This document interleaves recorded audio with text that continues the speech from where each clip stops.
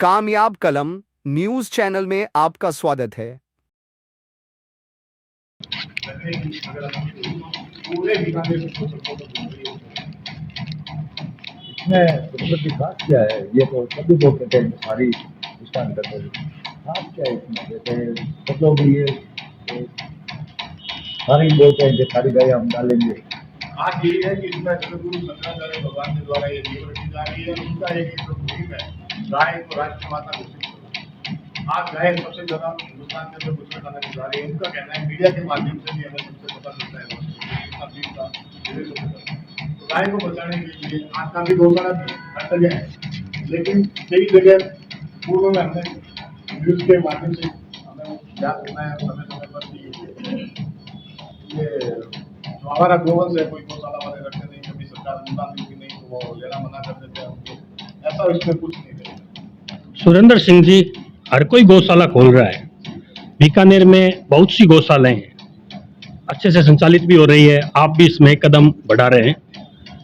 सवाल ये है कि जब हमारे बीकानेर के आसपास में सैकड़ों बीघा गोचर भूमि है, उस पर ऐसा कार्य क्यों नहीं किया जा रहा है जहां पर गायों को भी सुरक्षित और संरक्षित किया जा सकता है और ज्यादा से ज्यादा गोवंश को वहां पर रखा भी जा सकता है। और शहर में जो आवारा, जिन्हें हम आवारा बोलते हैं, वैसे तो उन्हें निराश्रित बोलना चाहिए, तो निराश्रित पशु जो घूम रहे हैं उनके लिए वहां पर व्यवस्था, इसके लिए आपके दिमाग में कोई नहीं आया विचार?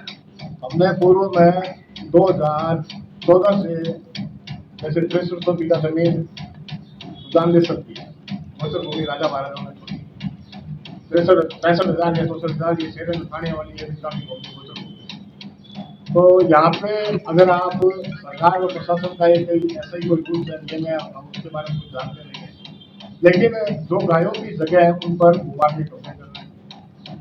और आज गाय वहाँ काफी समय पहले छोड़ी गई थी, सेवन घास भी लोग उगाते थे सब कुछ, लेकिन वहाँ पे ऐसे जैसे धान कुत्ते बोलते हैं तो वो काफी गायों को पूर्ण रूप में नुकसान पहुंचाते हैं, तो इसलिए वहाँ छोड़ना इन्होंने बंद कर दिया। और सरकार का अगर ऐसा कोई नियम और है, सरकार हमें देना चाहती है तो उसमें दे तो कोई हमें लेकिन सरकार वहाँ अलाउ नहीं करती। तो ये तो जो आप कह रहे हो कि भाई वहाँ जानवर है वो है, ये तो एक इकोसिस्टम है, उसमें आप हम क्या कर सकते? कुछ नहीं कर सकते। लेकिन 27,265 बीघा जमीन है वो खेरा नदी जो आप बोलते हो, 10,000 तरीके के पशु पक्षी सारे उसमें विचरण करते हैं, पूरा इकोसिस्टम उसको अपन ने बंद कर दिया। ध्यान देना सबने बंद कर दिया।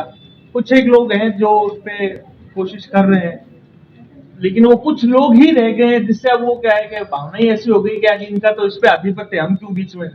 तो ये जो आधिपत्य की व्यवस्था से तो फिर विकास तो हो ही नहीं रहा जिस गति में आप सोच रहे हो या कोई भी सोच रहा है। तो क्या जब वो वहाँ पे जो लीडर है वो क्या इनके कहने में नहीं है क्या? इतने बड़े संत महात्मा है ये जो शंकराचार्य जी महाराज, तो अगर उनके से कोई तालमेल बैठता हो तो बहुत बड़ी गौशाला तो भगवान की दी हुई मिल जाएगी आपको। जितना खर्चा आपका वहाँ होगा और उतना खर्चा अगर वहाँ पे 10, 20, 50 बीघा डेवलपमेंट के लिए लगा दे तो वैसे काम हो जाएगा। पानी की कमी है वो भी पिछली सरकार ने पूरी कर दी थी। मैं आपको कह दूं कि सरकार का ऐसा कोई प्रावधान नहीं है कि गोचर भूमि पर हम कोई निर्माण कार्य कर सकें। निर्माण की जरूरत ही नहीं है, ये तो मैं कह रहा हूँ। गौशाला संचालन के लिए हमें निर्माण चाहिए, भाई गौशाला नहीं चाहिए, गायों को ढूंढता रखें उनके लिए टीन शेड वगैरह नहीं चाहिए। हमने पूर्व में भी जिला कलेक्टर से प्रशासन से मिले थे, 2014 की बात कर रहा हूँ, मैं मिला था। उस समय भी हम लोगों ने काफी, मैं बजरंगी कांडा बनी रहे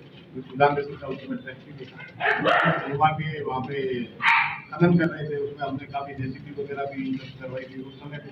लेकिन सरकार का ऐसा कोई प्रावधान नहीं है कि गौचर भूमि में आप निर्माण नहीं वो बात गौशाला बनाएंगे तो निर्माण होगा। पेड़ उगाओ, छाया मिलेगी, पानी की व्यवस्था वहाँ है और हो सकती है। पानी भी वैसे ही कैटर करोगे, कोई ना कोई तरीके से लाओगे पानी। कोई थोड़ा बहुत तो पानी चाहिए नहीं कि टेप वाटर का पानी आपके चल जाएगा। मतलब पानी के लिए बड़ा साधन चाहिए। 500 गाय 300 गाय तो कम से कम आप रखोगे, 1000 गाय है ना।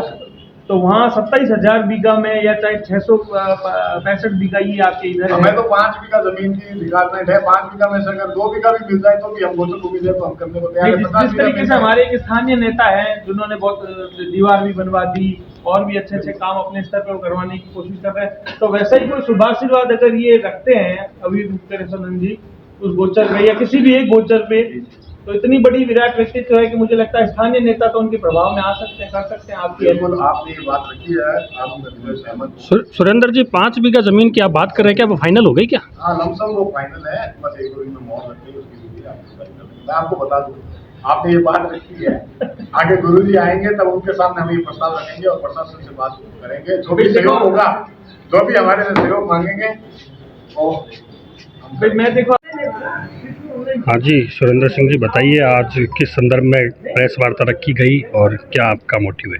बीकानेर की पावन धरा पर आने वाले समय में रामाधाम गौशाला का उद्घाटन जगतगुरु शंकराचार्य जी भगवान द्वारा, ज्योतिष पीठाधीश्वर अभिमुक्तेश्वरानंद जी के द्वारा और 22 फरवरी से 28 फरवरी तक पूज्य दीदी साध्वी ऋतमरा जी की श्रीमद् भागवत कथा और श्रृंगेरी पीठाधीश्वर तीसरे शंकराचार्य बीकानेर में तीसरे साल पधार रहे हैं विद्युत शेखर भारती जी महाराज के कार्यक्रम को लेकर आज प्रेस कॉन्फ्रेंस की गई है, जिसे लेकर आज से तैयारियां शुरू हुई। ये तैयारियां शुरू हो गई है, कहा जा रहा है कि एक गौशाला के निर्माण की भी तैयारियां चल रही है, उसके बारे में बताइए। बीकानेर के अंदर रामाधाम गौशाला खोली जाएगी। सनातन धर्म रक्षा मंच समिति को ये जिम्मेदारी मिली है, जिसमें जगत गुरु शंकराचार्य अभिमुक्तेश्वरानंद जी महाराज इस गौशाला का भूमि पूजन करेंगे।